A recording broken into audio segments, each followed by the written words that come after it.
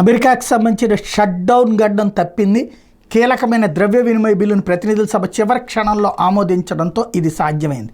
ఆర్థిక ప్రతిష్టంభన ఆగిపోయింది. యాక్చువల్గా మొన్నటిదాకా నెలకొన్నటువంటిది ఆర్థిక ప్రతిష్టంభన అనేది పూర్తయిందని చెప్పాలి. ఇప్పుడు బైడెన్ ప్రభుత్వం తీసుకొచ్చిన బిల్లుని కాబోయే అధ్యక్షుడు డొనాల్డ్ ట్రంప్ తిరస్కరించడం, దీంతో మార్చి 14 వరకు ప్రభుత్వానికి నిధులను సమకూర్చేలా ప్రతినిధుల సభ స్పీకర్ మైక్ జాన్సన్ కొత్త బిల్లును ప్రవేశపెట్టారు. మధ్య మార్గంగా రుణాల మీద సీలింగ్ను 2 ఏళ్ల పాటు సస్పెండ్ చేయడంతో సహా ట్రంప్ లేవనెత్తిన పలు డిమాండ్లను ఇందులో చేర్చారు. దీంతో కొత్త బిల్లుకి ట్రంప్ మద్దతు తెలపడంతో పాటు దానికి అనుకూలంగా ఓటేయాలని రిపబ్లికన్లకు పిలిపించారు.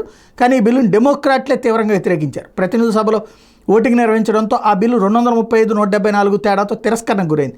ఈ బిల్లును వ్యతిరేకించి డెమోక్రాట్లకు ఏకంగా 38 మంది రిపబ్లికన్ల మద్దతు తెలిపారు. ఇది చర్చనీయాంశమైంది.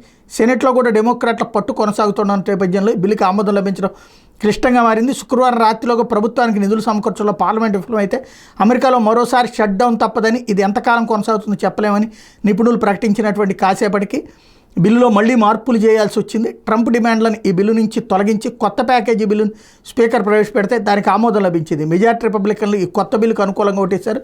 దీంతో 366-34తో ఆమోదం లభించింది.